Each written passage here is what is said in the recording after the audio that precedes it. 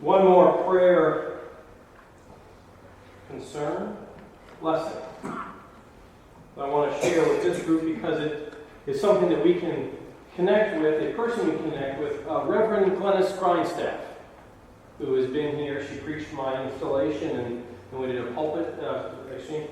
She is retired from her church a little early because of some health concerns. And that is a concern, but it is also a blessing because she has said that she is available to come down in June to be with us if we were so inclined. So, fair warning.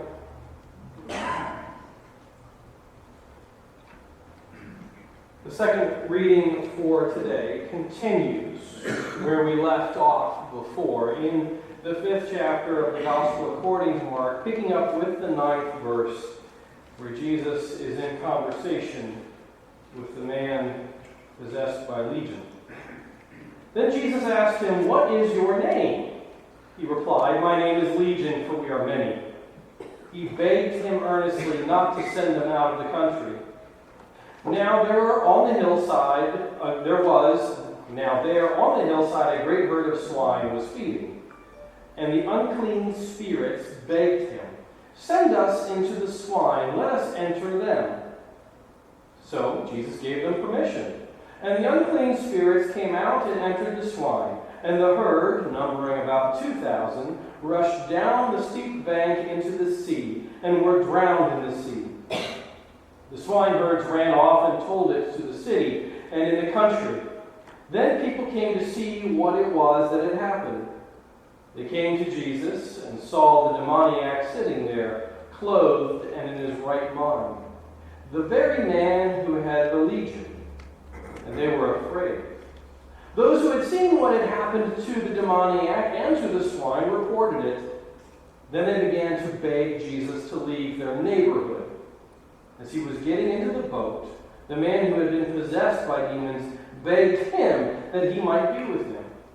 But Jesus refused and said to him, "Go home to your friends and tell them how much the Lord has done for you and what mercy he has shown you." And he went away and began to proclaim in the Decapolis how much Jesus had done for him, and everyone was amazed.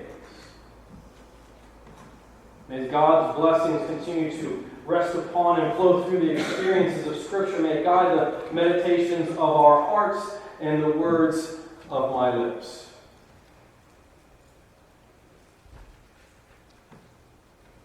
It is important, it is very important, to engage a fuller swath of Scripture than we get to do on a regular Sunday morning. I have joked in several places that the sermon's going to begin with Genesis 1 and end with Revelation last.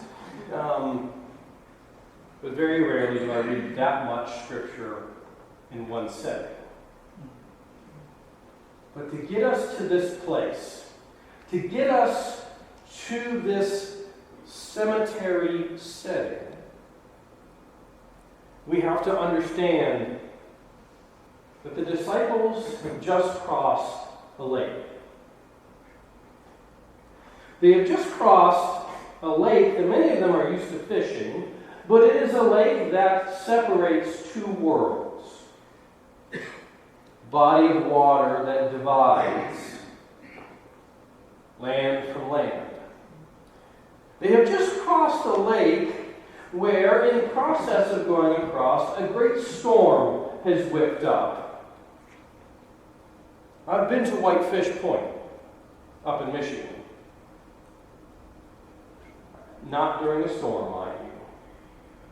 But I've read the story of the Edmund Fitzgerald. I have never been out on a big lake in a storm. I've been in the bay when one blew up, and that was scary enough. They were on the boat when the storm blew up. The forces of chaos are rising up out of the formless void of the deep, and that void seems to be seeking them out,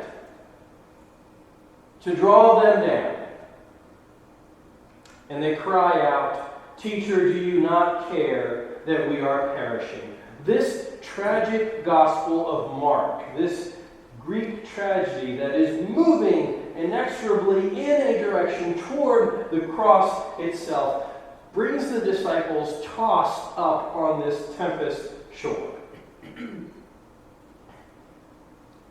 And they get up, and they're damp, and they're scared, because they have just seen chaos in full force, and they have just witnessed the calming, and they are trying to get their feet under them in this foreign land, with its foreign culture and its foreign ways of doing things. A lot of them probably had never been in this neck of the woods before. A lot of them might never have left their home villages, or certainly the Galilee, except for the occasional trip to Jerusalem. You can go to Jerusalem and it would still be your own culture in some ways. Language, religious intent. It's still Roman dominated, but it's your people.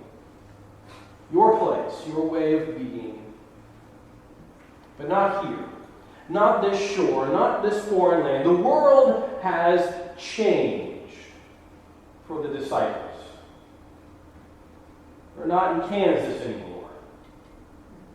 And if any of them are wearing red sparkly shoes, they've got bigger problems.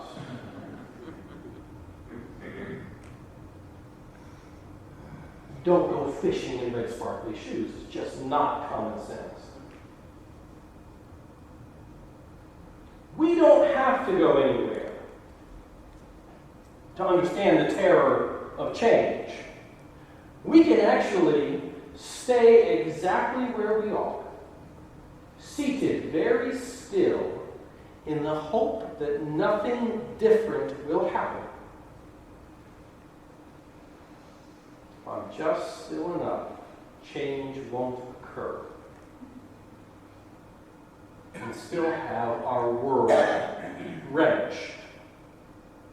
We can still have a great storm blow up, and we can still find ourselves, while still seated very still, tossed up in a place that we don't know at all, surrounded with ways of being that are different from ours.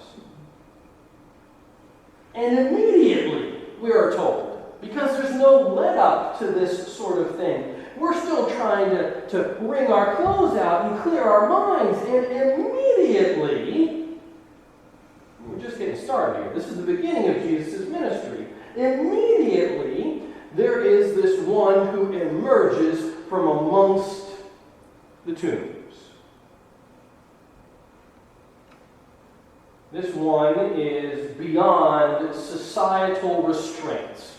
Right? We put pressure on each other to behave certain ways. Sometimes this pressure is actually quite positive. It helps shape us and guide us and give us a sense of moral and ethics. And sometimes this pressure is actually quite negative. But society does this. That's how we bond and band together. That's what brings us to a place that we might dare to call civilization. And this one, living amongst the tombs, is not bound by the restraints of society. They are chaos. Society cannot rein them in. Peer pressure cannot rein them in. Family pressure cannot rein them in. The neighborhood cannot keep them under control. There is no way of putting enough force around them, boundaries and borders to keep them under control. We've even tried physical restraint.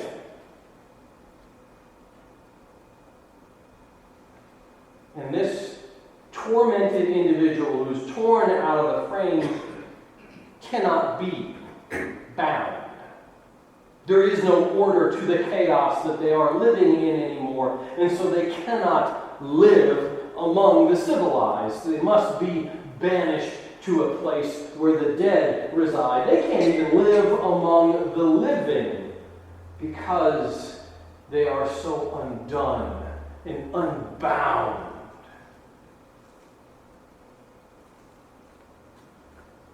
We can't safely have them among us, and so we shunt them to the side. Now, we as a society don't have to remove people very far to achieve this same sort of thing. We don't have to send them to the cemeteries, although that is sometimes what we do. Sometimes these individuals remain in their own homes and are thus exiled and encapsulated. We might shunt them to the side. We might simply step over them in the street, those who we say can no longer live among the living. Those who cannot be part of society. We can draw red lines on maps, create food deserts. The comedian George Carlin once suggested that we take the states that have the straight sides on them and just put fences all the way around, and that's where we can put all the people we don't want to deal with. Colorado, Kansas, states like that.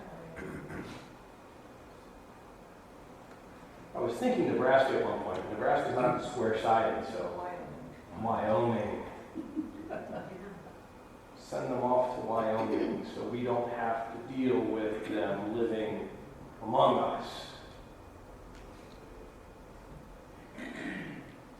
It's a struggle, right? We can feel that struggle, that dis-ease that is within us. And we remember that we have to keep struggling for the realm.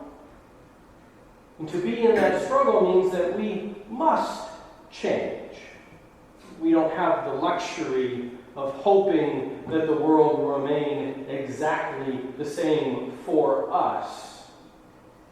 If we honestly believe that God has broken in.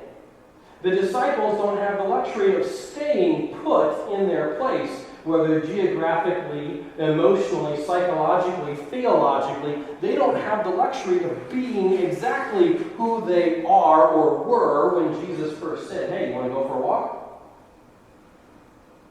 You want to get in a boat? How do you feel about the other side of the lake?" We don't have that luxury. If we're in the struggle for the realm, if we are part of this, then we must be changed.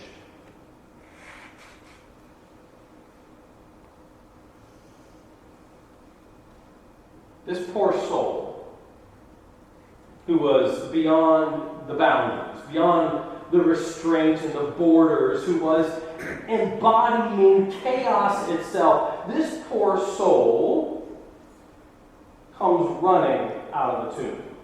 Now, if something is going to change your perspective, it is a madman coming at you quickly. If you question this, I'm more than happy to run at you right now. See how your life changes. Closing the gap inordinately fast and in very disturbing ways. When we lived in North Carolina, there was a police officer that was in the congregation, and I had a conversation with her about her sidearm. And she talked about the training they had to go through. If they were in a situation where they felt threatened, they needed to unholster the sidearm because someone can close a distance much faster than we think. And she said, if I needed that extra second or two to defend myself, I needed to be ready. Well, there is nothing in the scripture that says the disciples were ready by any stretch of imagination. I imagine, actually, that they were a lot like me. Don't make eye contact. They're coming this way. It's like having a cat, by the way. Just don't look at them, and they won't see us. Turn up the radio louder. Look at something else far more interesting, and they'll just go by. But this embodiment of chaos is closing on them quite quickly. There is nothing in the story that says they step in front of Jesus. They're human beings. And just as this embodiment of chaos, as this individual is torn out of the frame, just as they get to the point, they stop and they bow. The struggle. The struggle. Chaos and reverence. The bouncing between the realm and the world that we currently dwell within. The seeing, the witnessing, the awareness of the one who is walking among the dead.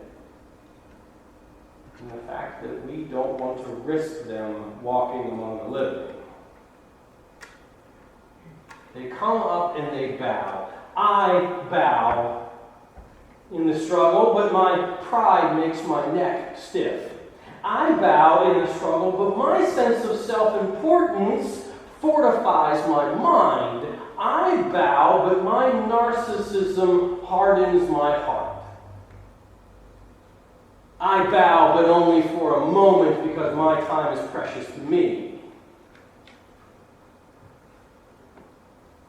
And Jesus asks, "What is your name?" How many of us would be brave enough to answer honestly? Legion. Legion, now that's a lot. Legion is 6,000 Roman occupying soldiers sent from the seat of empire to keep the peace of the Pax Romana.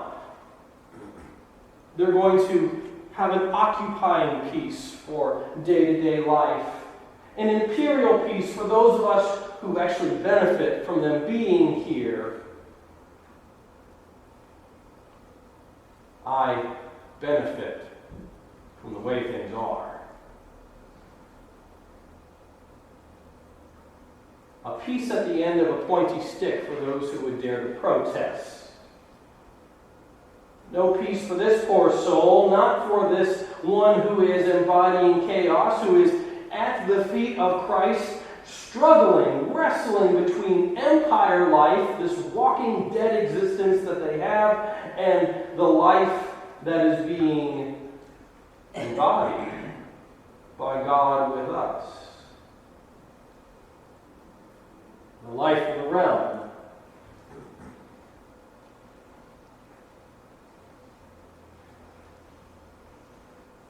It is hard sometimes to draw that line between the healing and the torment. It's hard sometimes to find that clear line between the living and the walking dead. We are told in this text that Legion begs to go.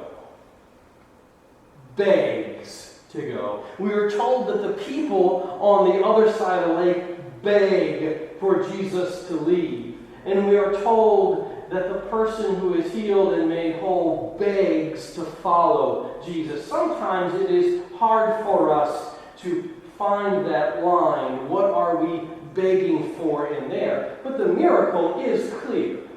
The miracle is evident in the moment the story of wholeness unfolds for us.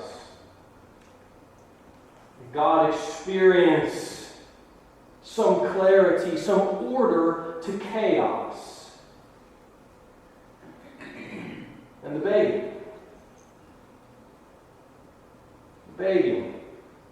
Proximity to the realm of God, proximity to the table where the feast is offered up, can cause us to desire to cleave even closer and to run away as fast as we can.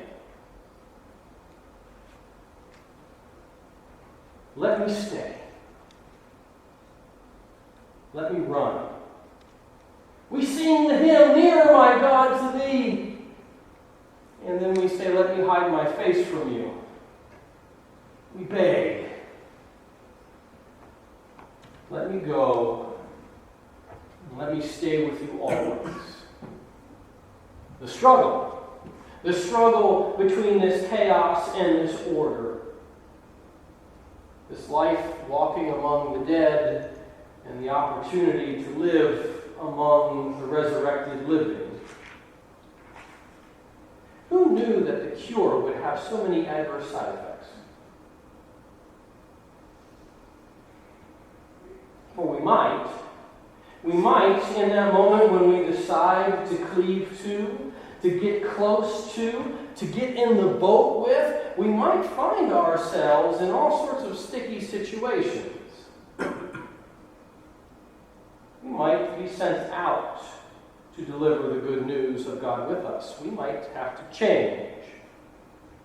We might find ourselves in the midst of a storm that we cannot imagine making it through. Teacher, do you not care about us? We find ourselves washed up somewhere strange, and we have changed. We might find that we desire to be so close to God in this moment that we are having, and instead of being allowed to remain, we are told, you need to go back home again. Some of us left home, never wanting to go back home again.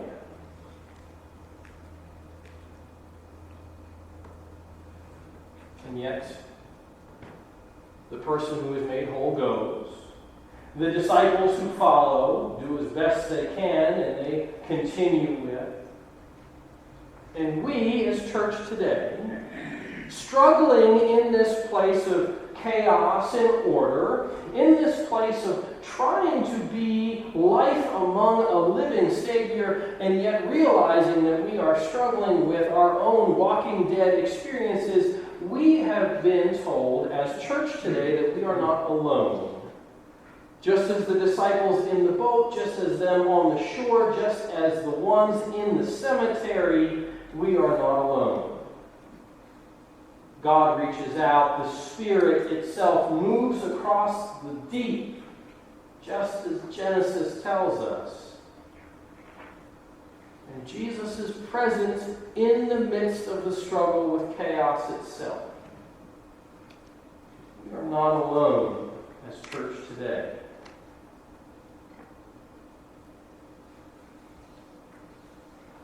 We are not the walking dead. We are not. We get to be life with the resurrected living. Thanks be to God. Amen.